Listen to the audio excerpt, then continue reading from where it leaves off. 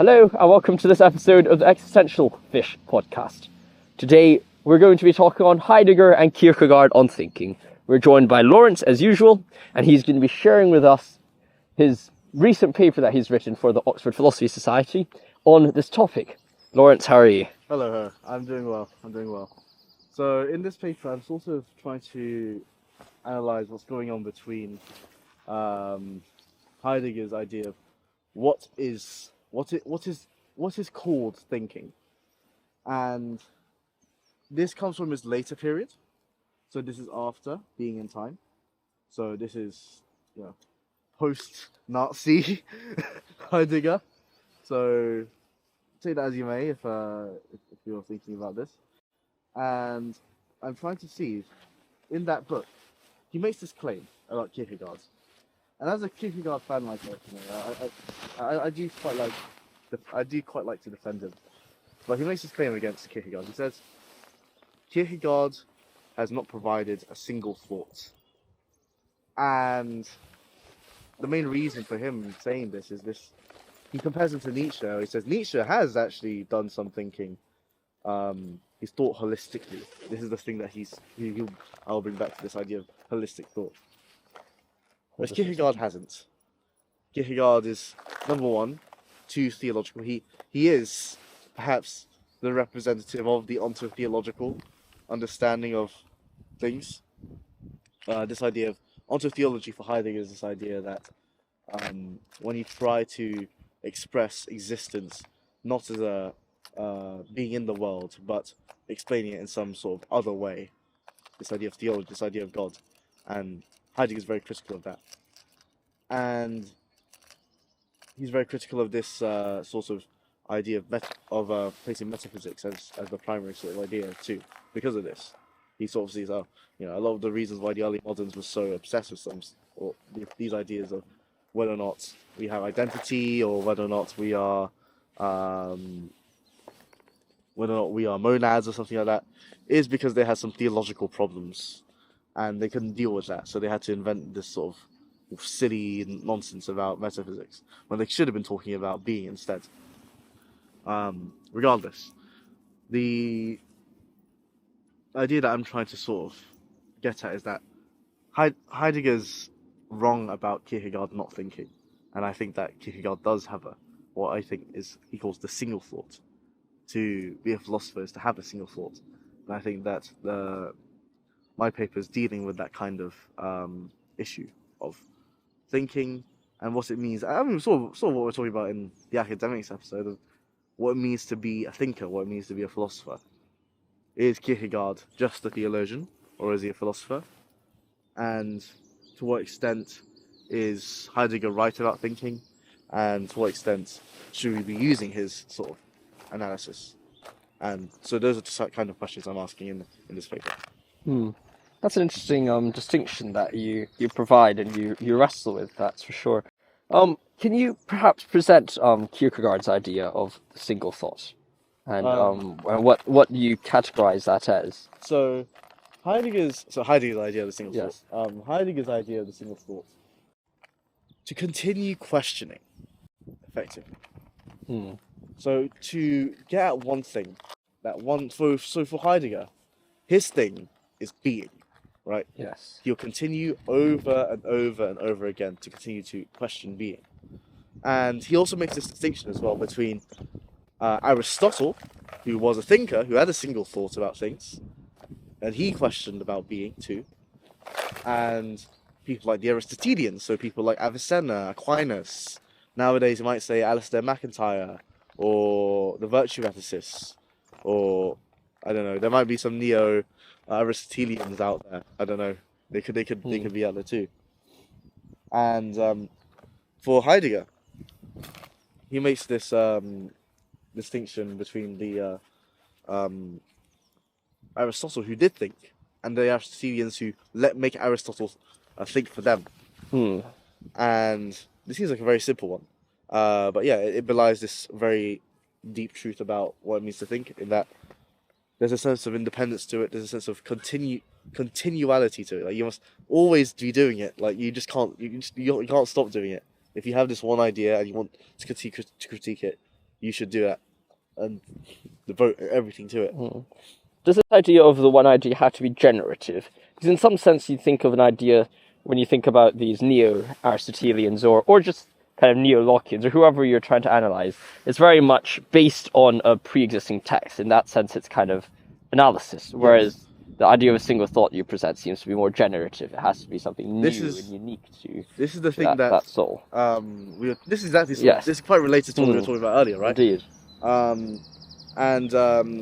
The answer to that is that I think it does have to be generative. Hmm. It has to be continual. It has to be generative. It can't be merely analytic.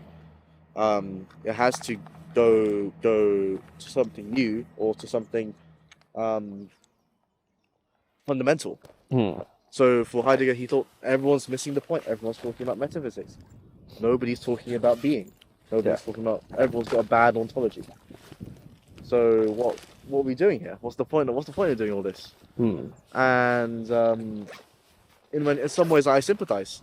I still think that this one you let it drop to the bottom and you jig it a bit. I still think that philosophical interpretation is really important, because I think in many ways what I'm doing here is to be a bit meta about it. What I'm doing here is quite something that Heidegger wouldn't like, because what am I doing? I'm analysing his views instead of trying to figure out my own. But I don't really care what Heidegger thinks right now about this topic, at least. Yes. I want to figure out what he thinks about Kierkegaard. In many ways, he would really despise what I'm doing here. Yeah. What would you then say is Kierkegaard's kind of contribution to this?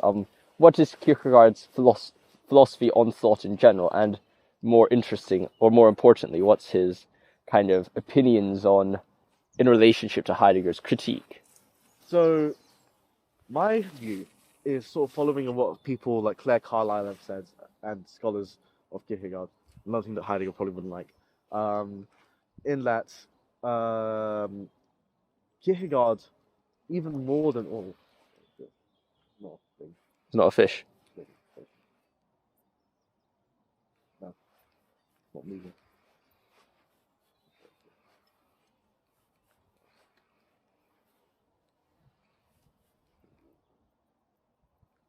Give me. Yeah. We could pull this in slowly. I'll go over you. Alrighty. So, basically, my view is actually this relationship to metaphysics. In that, Heidegger does something a bit mean to Kierkegaard. Heidegger takes a lot from Kierkegaard, whether he likes it or not. And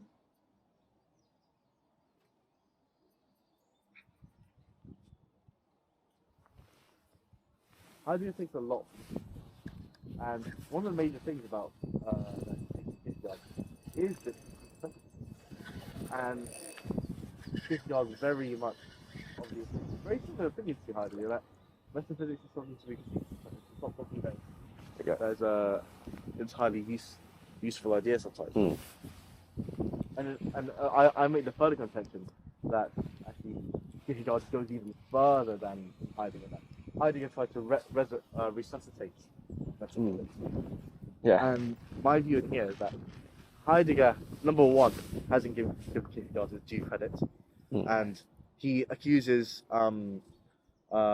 Kierkegaard of only talking about the existential, with ELL, instead of the existential. So he's not talking about being itself. He's talking about like different sort of particular matters, rather than actually some of the serious problems that occur in existentialism. And I think Heidegger's wrong on both counts. Kierkegaard, in his thoughts, has talked a lot about being. He has talked a lot about what it means to exist in the world, or exist in society. I mean, look at either or. Look at how he treats this idea of the aesthetic and what it means to be, and what it means to be ethical, what it means to radically choose what it means to do in your life. In many ways, like the idea of authenticity is something which is present in Kierkegaard that Heidegger seems to very much follow, but he gives no credit. Yes. Now, just because Heidegger doesn't give any credit to Kierkegaard doesn't mean that Kierkegaard's a thinker. Hmm. But it suggests to me that in Heidegger's thought, he's already being a bit unfair to him. Now, the second part is to think, well, who does he actually think is a thinker? Someone like Nietzsche. And what makes Nietzsche a thinker? And actually, Josh, I want to ask you that. What do you think? Now that so what I've given you about what Heidegger thinks, what do you think? What do you think makes? I have two questions, I guess. What do you think makes you think Nietzsche's a thinker, and what do you think sort of? Well, what might you suggest that Heidegger might think about Nietzsche being a thinker? Well, I'm not sure. I mean, you could say it's Nietzsche's kind of anti-metaphysical stance, but I'm not sure whether you would say that's what makes him novel. No, not necessarily. Because Aristotle's also a thinker, but he's very much a metaphysician. Would you say that it's his? Do you feel a bite?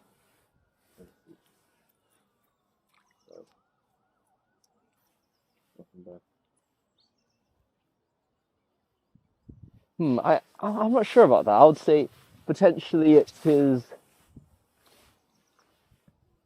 Actually, I'm not too sure. His will to power would be unique, but would that be the? That would be one of the probably the single thought. Yes. Maybe might call it. Well, I felt that thing. And Heidegger talks a lot about this in a lot of very big lectures. I'm not too familiar with Heidegger, though, so do tell me about. So, for Heidegger, Nietzsche's thing is for him, thought involves something holistic, and for Heidegger, he considered Nietzsche as talking about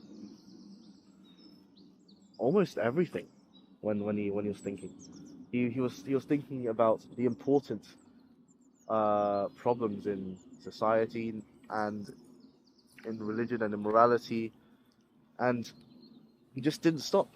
Like nothing was sacred to him in a way, and Heidegger appreciates that in Nietzsche a lot. There was nothing that he took to be that he had to defend. He was always in this state of this is let me continue to find out and critique and battle and strive. And despite my sickness, despite my illness, I will continue to strive against what's going on at the time. What I think is what he thinks is going wrong in the 19th century. And that's sort of what I think is Heidegger's the basics of it. Yeah. Is that when you have a single thought about something, and to be a philosopher is to have a single thought. You're not to have two or three or four. You have a single one, and it's to think something holistically with that single thought, that one thing, and you think almost everything can arise out of it. Whether that be sort of Aristotle's four causes, or the will to power in Nietzsche, or even Heidegger's own being in the world and Dasein. It's something which is holistic, that explains everything. And for Heidegger, Kierkegaard just doesn't have that. He's pseudonymous. He's almost schizophrenic in the way that he conceives of the world. And how can a man like that ever be conceived as a thinker? What do you think is Kierkegaard's single thought then? Because you want to defend Kierkegaard from that criticism. For me, Kierkegaard's single thought is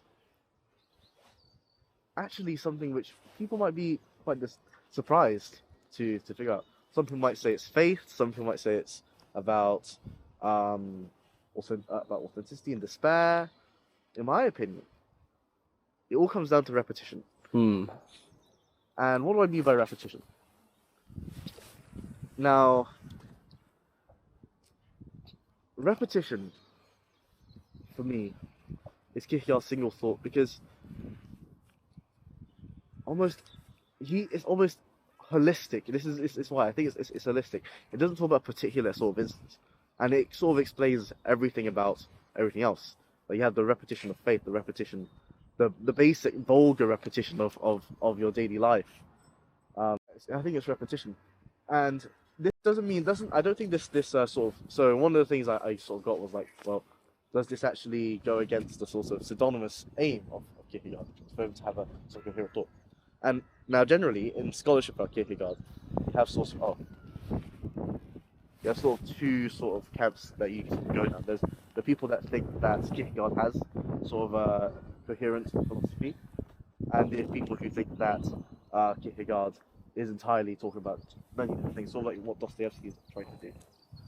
But in my view, I'm going to take the sort of general position that Kierkegaard is doing indirect communication, which means that he is trying to say something, but he's using many different methods of doing it. And in many ways, something that Heidegger would be quite fond of, because Heidegger didn't like the idea of philosophy being based around essays and treatises, but rather should be done something like poetry, which is something that Kierkegaard did all the time.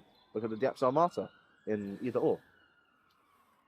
So I think my defense of Kierkegaard is that this idea of repetition, this idea of continuing of things recurring over and over again, like the eternal recurrence in a way, that Nietzsche was talking about, but in even deeper sense in that it's not just asking you what your meaning is, but it's further saying that all of the world is in this state of continual repetition, whether it be the repetition of faith, the repetition of aesthetics, or the repetition of ethics.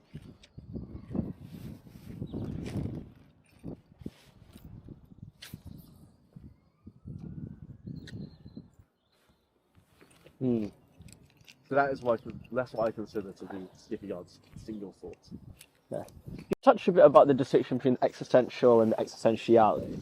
What's that distinction for those who may have not interacted with Heidegger before? What's the difference between those two categories? The distinction is, as I understand it, and this is sort of off the top of my head, so forgive me, my Heidegger people, if I get it wrong.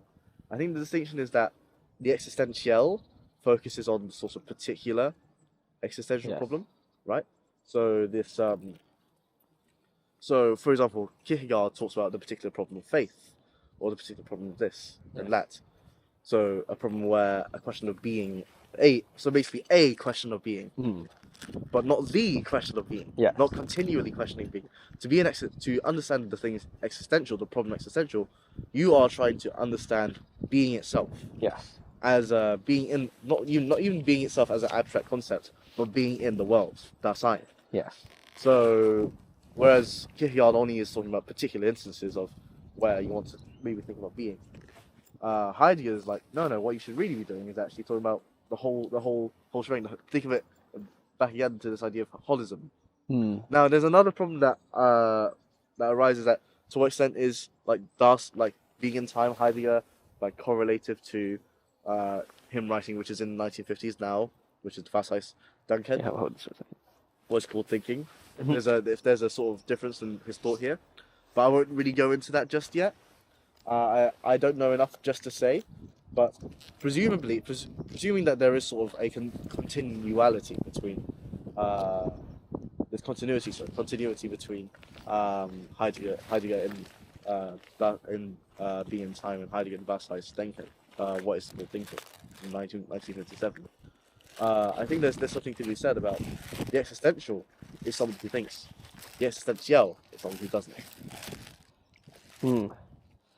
Now perhaps building on that idea, what would you say then does constitute?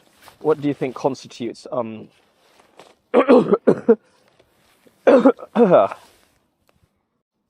possibility for one to truly be a thinking being in the world today?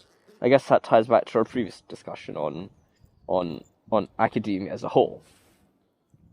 Do you think in Heidegger's framework, should we be just purely pursuing that kind of holistic framework of philosophy and of thought? Or is there a way in which we can preserve that mode of the modern mode of analysis almost, but still remain a thinking being in some sense? In a way, I think for Heidegger, in my opinion, there is a role for analysis, and I talked about this last time. I think it's useful, but for Heidegger, there is no use for it. In many ways, this is why people like Bertrand Russell don't really have any time for Heidegger, or even Sartre as well, because like they're doing it almost entirely. They're doing the same subject, but in entirely different manners.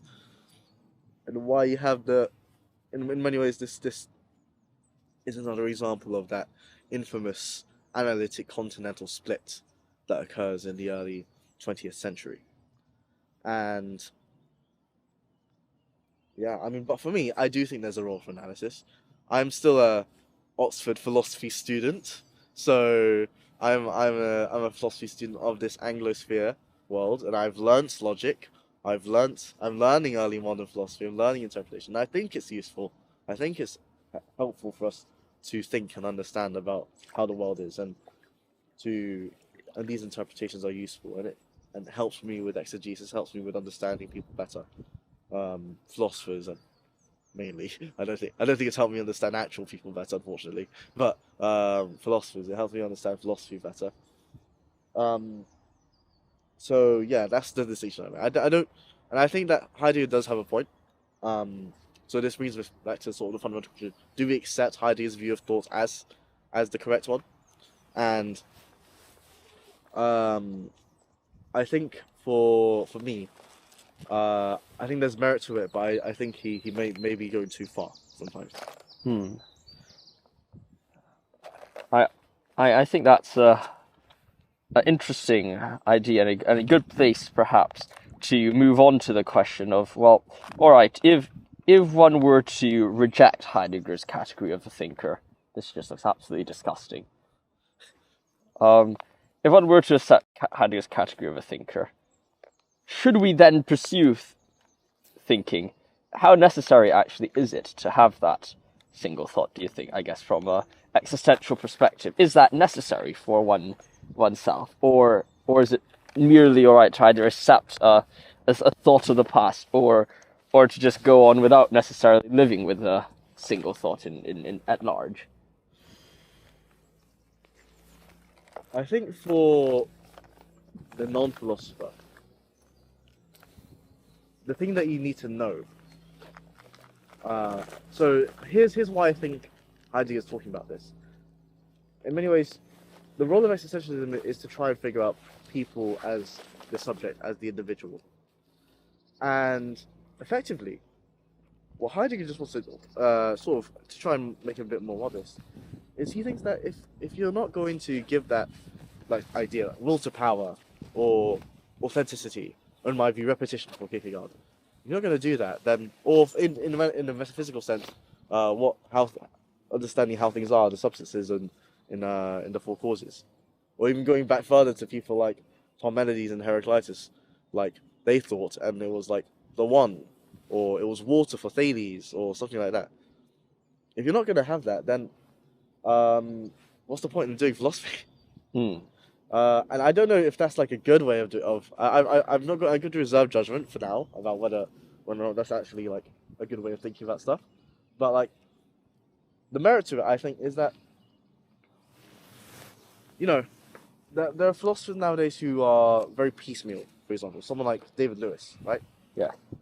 And in many ways, he's a brilliant philosopher. I got tangled on your My line, old yeah. line. I'm reeling in your old line, in fact. Yeah. Oh, let's untangle it. Can't find a fish, but I can find your old line. Yes, indeed. It seems to be the case that Existential Fish Podcast is essentially existential talks while fishing without any fish at all. But yeah, to conclude, I think it is there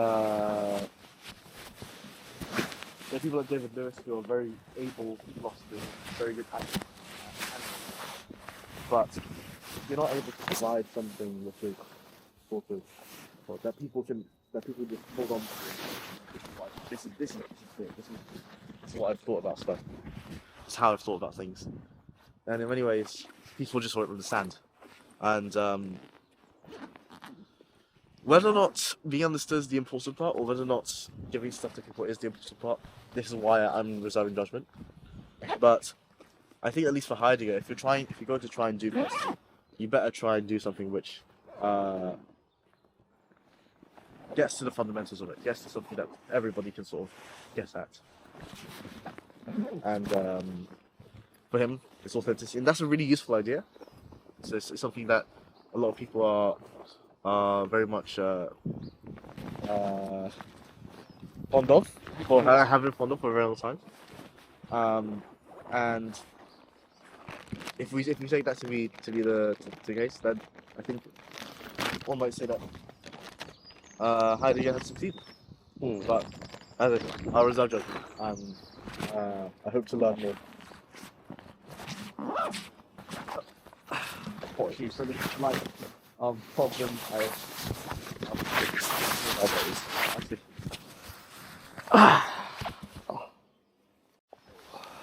What else do you think there is to be discussed about this area of Heidegger and Kierkegaard? Well, you should read my paper. I think the other area is actually Kierkegaard. Yeah. And this is the question I want to put to you guys, actually. Here's something I didn't really talk about, actually. I sort of skipped aside onto a theology question. What do you make of Heidegger's question of critique of onto theology? Do you think an existentialist cannot be Christian? A Christian can be existentialist if you define existentialism as a mere search for meaning. So I think meaning can be found in all things, perhaps, and that one can still find very much a novel idea, maybe not a single thought per se, but nonetheless can create a structure around a certain set of propositions which provide quite a comprehensive whole or a comprehensive understanding of the whole. But do you think that, like, being religious, being Christian, prevents you from actually trying to get to the question of being, because you also sort of have an answer already from the get-go? I think that really depends on what you view about the role of doctrine and the role of the church. For example, if you take St. John Henry Newman's idea of the development of doctrine, I think there is almost that intrinsic idea that perhaps doctrine is indeed developing. I mean, to what extent it develops, that's an open question, I suppose. But nonetheless, it is developing in some way.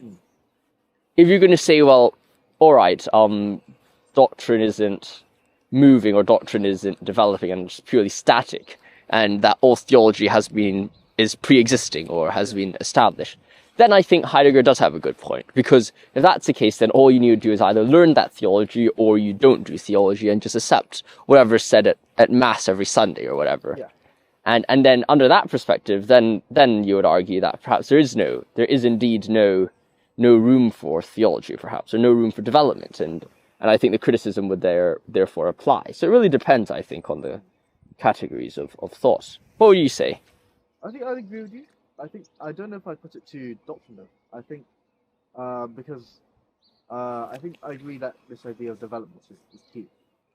And basically, I think it boils down to maybe less doctrine, but more stricter theology. In that, I think doctrine sort of refers to like just teaching about God, but like God Himself, like the question of who God is, the I am that I am. And in many ways, if you're talking about God, in a way, thinking about God, even questioning God, someone like Job did, then what you're doing is questioning being itself. But the problem for Heidegger, and this is something that we'll simply just have to disagree on with him, is that the problem is God is out of the world, whereas he wants to consider being in the world. And this is the thing that I don't think is reconcilable, unfortunately. Do you think it's irreconcilable? Because, I mean, you also have God in the world as Christ. As Christ. And then also the Holy Spirit.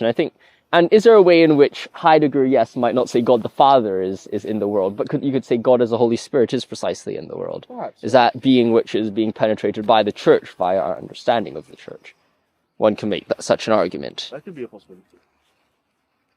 But I mean, as I understand the question of the transcendent being itself, even if the transcendent being, I mean, just if I might relay this point a little bit further, just even if the transcendent being does deign himself to become human or enter his creation, Heidegger, I still would say like he is a transcendent being. He is, I'm not of this world. Like he is not of this world, right? And Heidegger would be like, that's not going on.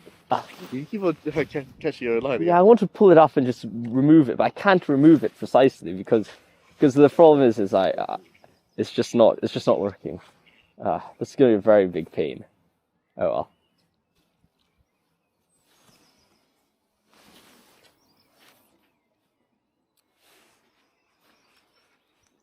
But yeah, that's all what I think in that regard. Yes. Oh, I thought you were like, Yeah, this line's gonna be a thing. But Wait, don't pull it in, don't pull it. I want to try to get it. Yeah.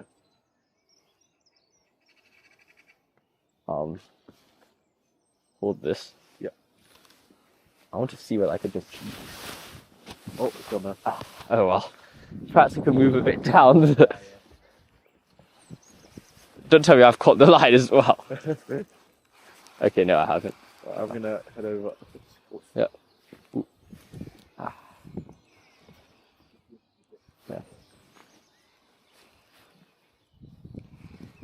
This inability to catch fish in the cold weather is really sad. I haven't caught a fish since last Michaelmas, you know.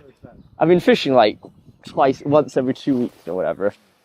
But unfortunately, but we've actually seen fish follow the line in, but they just don't bite the line for some reason. Maybe it's just too cold and they just don't want to eat. Yes. Yes. So, is this a fish? No, it's not a fish. I felt something move though, but it doesn't seem like a fish. Oh well. Could have just been the current.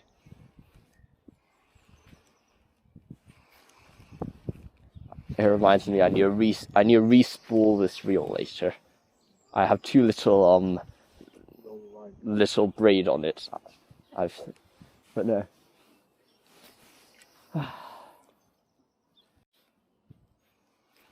What would you say is Kierkegaard's view on repetition? Elaborate that a bit more for the viewer who may not be aware of it. I take Kierkegaard's view of repetition to be. So he describes this in his book Repetition, and he uses this word constant kinesis, and he describes himself as sort of following Diogenes. I still just say lots of words, so sorry. Basically, what Diogenes did to prove the existence of motion was just walk back and forth. So when people like the like Parmenides, for example, deny the existence of change in motion, he just walks back and forth to prove them wrong.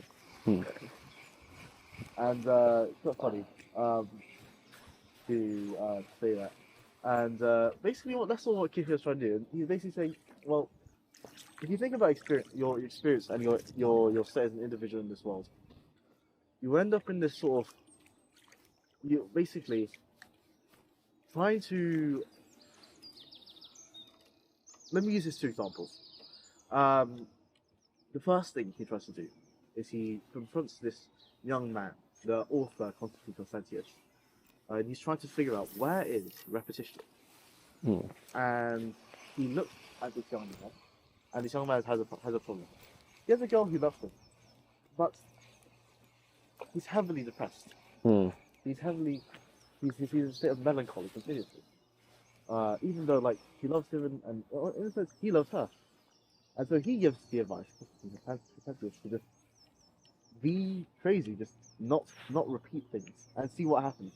It's why he calls it experiments.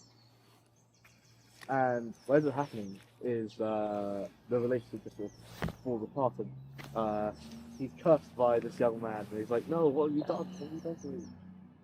And in that sense, he's like, "Oh, the repetitions failed there. Clearly, it doesn't work." Then he himself goes back to Constantine Constantius tries to experiment on himself, and he tries to relive this experience he had in Berlin, where he went to the opera and he had a landlady in this one particular place, and he tried to recreate the aesthetic experience. And yet, it was fruitless. He didn't feel anything. He just went back home and he was like, I guess there is no repetition. But it was in that source of experimentation itself, we find the true repetition, that he went back home, put his piece up by the fire, and calmly said to himself, there is no repetition. But this is in that moment that there is repetition. You're not even thinking about it, but just having that routine, maybe you might say, having the thing that you do the thing that you do on that daily basis, That's sort of what I might think. Hmm. And in a rather simple sense. Maybe this is all off the top of my head, so hopefully it's somewhat accurate. But yeah, I think that's sort of what's going on there, and I think that does. It may prima facie not have to do too much with the deal, but actually it does have a reason to do it too, because it's how you live your life. It's what you're doing. It's what you're existing as.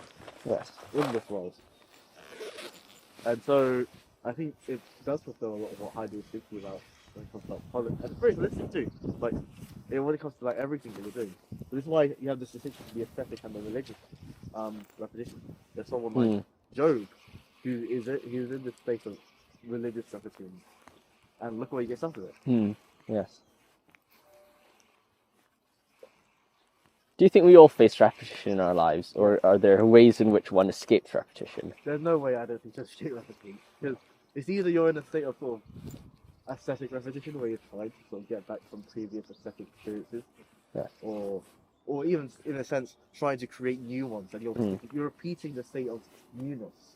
That in itself is what Kierkegaard calls crop rotation. That in itself is repetition.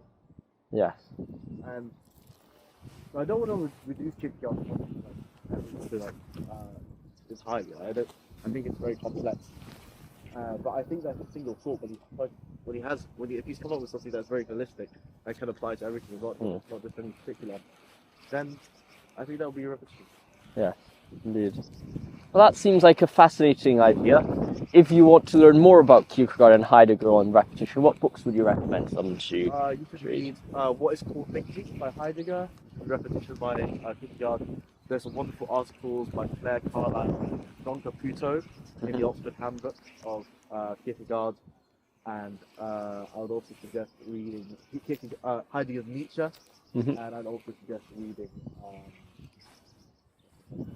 I'd also finally suggest read a bit of Camus. Camus has, when we were talking about this idea of can the religious person be existential, Camus has a lot of very interesting thoughts about this. I didn't get to speak about it that much, but I'd also suggest read Sisyphus, but read the first part very particularly when he's comparing the different kinds of like Dostoevsky, Jaspers.